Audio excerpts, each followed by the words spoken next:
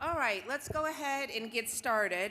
I hope you've all had an enjoyable breakfast. We appreciate the delicious breakfast that was provided by the Denina staff here, and we're excited to kick this conference off. We want you to notice as you are going throughout the building that there are several recycling bins throughout the Denina Center, and we encourage you to use those. We're excited to announce also that this Alaska Sustainable Energy Conference is being powered by renewable energy. The lights, the sound system, the escalators, even the freezers in the kitchen, all the needed energy to host this three-day conference with more than 900 people is being powered by wind generated of 11 turbines of the Fire Island Wind Project, which is just 3 miles off the coast of Anchorage. I think that's awesome news. Throughout the conference, our sponsor, one of the sponsors, Chugach Electric Association, this is one of their pilot projects, and we purchased what's called RECs, or Renewable Energy Certificates, in order to do this. Fire Island generates approximately 47,000 megawatt energy hours per year. We've purchased 20 Fire Island wind RECs to power our conference, and we're proud to highlight this integration of renewable energy into the power supply. We're also going to go paperless as much as possible for this conference, so if you haven't already, please download our app. You can go to the guidebook on your app store and search for Alaska Sustainable Energy Conference. This app contains information on our schedule. You can read more about each one of the speaker presentations, and it will provide us with valuable survey information after each keynote and after each breakfast session, so that each year as we do this, we can get better and better. You can also scan the QR code on the table centerpieces. For our virtual audience members, thank you for being here with us. Please download the app also, or visit the website for more details to navigate throughout the system. If you are experiencing any difficulties at all, we do have a help desk set up, and I would ask you to please don't hesitate to contact them. And the help desk is at goveventservices.com. goveventservices.com. If you have any questions, please go straight to that. If you're on social media, please join the conversation by using hashtag ASEC2023, and don't forget to tag us. We'd love to be tagged with all of you. Be sure to follow the official Alaska Sustainable Energy Conference page on Facebook.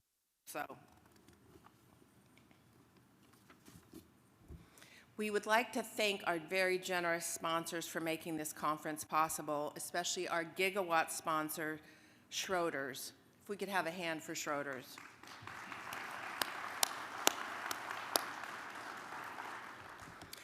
Our megawatt sponsors are Alaska Energy Authority and Alaska Industrial Development and Export Authority, Cholla Ventures, Denali Commission, and Alaska Center for Energy and Power. And our kilowatt sponsors are Alaska Airlines, BWX Technologies Incorporated, Westinghouse, and Goldman Sachs.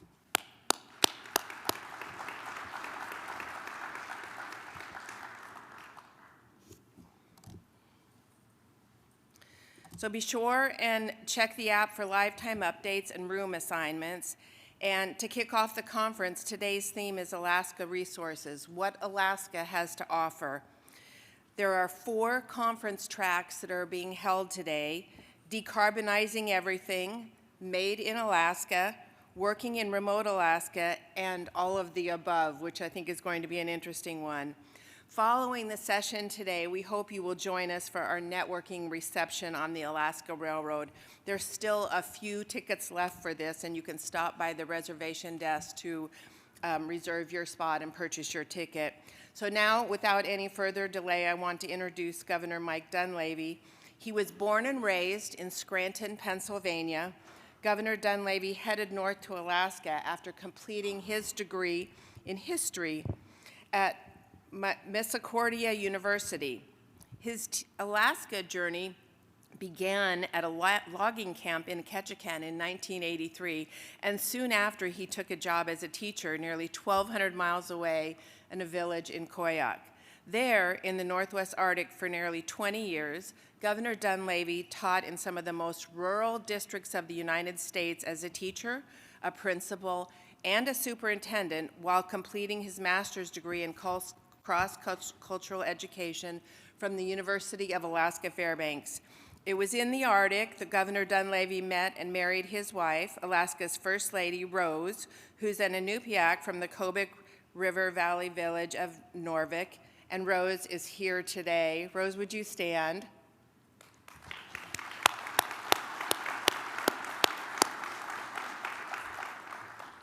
Together, they have raised their 3 daughters, Maggie, Catherine, and Seal, in both rural and eventually in urban Alaska. All 3 of the Dunleavy daughters work at the Red Dog Mine in the Northwest Arctic Borough. On a personal note, I've had the opportunity over the last 5 years to work extremely closely with Governor Dunleavy. I've witnessed firsthand his commitment to Alaskans, his dedication, and the countless hours he's worked on our behalf. We've had challenges, we've had good times, and we've had areas of opportunity, and he never quits, he never stops, he continues to work for us. I can honestly say there is no stronger defender of this state than he. It's my honor to serve alongside him. So please join me in welcoming our host, the governor of our great state of Alaska, my friend, Governor Mike Dunleavy.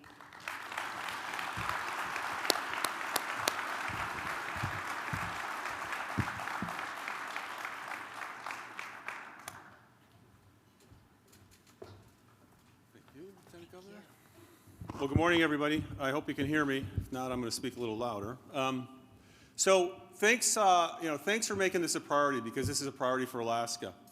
And the first thing I want to do is I want to thank everyone for being here. We got people from Alaska, utilities, tribes, ANCSA corporations, municipal governments, all kinds of organizations interested in energy. We've got legislators here. We just finished our session. We've got a number of legislators here as well, because they want to understand what types of policies we need to look at as we're moving forward to make Alaska the greatest state in the country in terms of energy, food, and other industries. So I want to thank them as well. You're going to have a number of incredible speakers here. We've been blessed with folks that have made time, carved time out of their schedule to be up here in our great state to let us know what they see happening, not just for Alaska, but worldwide. And what happens in the world is going to impact Alaska. So get ready for some exciting sectionals, as the Lieutenant Governor said, and some terrific themes. So why are we here? I think I told this story last year. As mentioned, I was born in Scranton, Pennsylvania, which was the coal capital of the United States, the anthracite coal capital of the United States. Everybody in Scranton at that time, in the 60s, 70s, even in the 80s, heated with coal. They heated with coal because it was cheap and it was plentiful. My family wasn't particularly rich. My father was a mailman. My mother worked as a clerk at the city office. 4 boys in the family. So part of our job, obviously, was taking the ashes out of the stoker every so often and hauling it down for the disposal folks to take it away. But we grew up with cheap energy.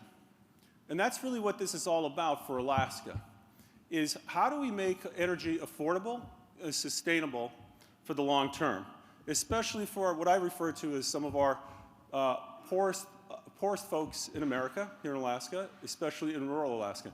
And what I mean by that is the price of energy in rural Alaska. I had the fortune of being able to live in rural Alaska for almost 20 years. A lot of friends in rural Alaska. Kids are born in rural Alaska. My wife is from rural Alaska. But I was struck when I first landed in Koyak, Alaska, terrific village with terrific people, the price of energy.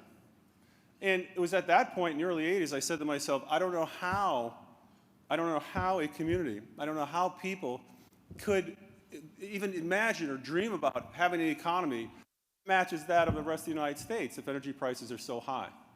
So that began a journey for me to have a discussion with folks over time. How do we reduce the cost of energy? How do we make energy sustainable? You know, it's been a chaotic 3 years, as we know, starting with COVID, and with energy transitions, with the war in Russia and the Ukraine. and just changing values across the globe. But here in Alaska, as I mentioned last night, if some of you were here, our theme is North of the Future, and that's what this is all about for me. What is Alaska going to look like in 50 years? What is it going to look like in 20 years? And it's this conference that's going to help us get there, and conferences, succeeding conferences that we'll have as well. Alaska has tremendous opportunity, probably more resources, more opportunity than any other state in the country. And I just want to list a few of them that we have going on here in Alaska in terms of resources. We have 1/7 of the country's timber here in Alaska. We have incredible hydro opportunities, probably more than any other state as well. We have onshore and offshore wind possibilities like no other state. Alaska has more coastline than the rest of the United States put together. We have unlimited potential on geothermal with 130 volcanoes, 30 of which are active, several which are constantly active. We have 50% of the U.S. marine energy resources. Right out the window here is Cook Inlet. Second largest tides in the world are here in Cook Inlet. We have opportunities for micronuclear power. We also have unmatched ability to sequester carbon here in the state of Alaska through our trees, through our basins, our oil basins, and through our coastline. Just a couple days ago, a bill, SB 48, was passed by our legislature, and I want to thank them for that, which will put Alaska on the map and the ability to sequester carbon and deal with brokers, deal with entities worldwide in that endeavor to have Alaska be a huge player in this new industry called carbon. One of the things, though, I want to leave you with, which I think is incredibly important, is that the energy situation in this world, in the United States, here in Alaska, really should be a discussion about how do we, once again, make energy sustainable. It should be an all-in approach, in my opinion. Alaska was known and will continue to be known as an oil and gas giant. It was oil that transformed this great state. Make no mistake about it. Without oil, we probably wouldn't be here today talking about sustainable energy. Without oil, we wouldn't have been able to fund our schools, build clinics, build roads, build ports. So when we talk about energy for Alaska, it is going to be all in. It is going to be oil. It is going to be gas. It's going to be wind. It's going to be solar. It's going to be geothermal. It's going to be biomass. It's going to be nukes. The unique thing about Alaska is we are such a large state that it can't be a one-size-fits-all. And that should be the same for the rest of the country and the rest of the world. There'll be places where wind works perfectly. There'll be places where it doesn't. There'll be places where solar works. There'll be places where it doesn't, and so forth. And so what I hope to get out of this conference, and I hope you get out of this conference, are what are the latest ideas on how to generate electricity, how to transmit it, how to distribute it, how to store it. I think today, and over the next 3 days, we're going to have some great conversations. And I just want to thank everyone for being here. We're going to have some great sectionals. I look forward to talking with all of you, folks that are innovators, folks that are investors, because Alaska is definitely going to be a mover and shaker as we go forward in terms of all kinds of energy across the board. So with that, I want to thank you all for being here. I look forward to interfacing with you. I'll be in many of the sectionals with you. But my goal as a former teacher is you leave with something that you didn't know when you first came in. You leave with some ideas to solve problems, some ideas to help Alaska, some ideas to help your own communities. And together, I think we're going to build in Alaska.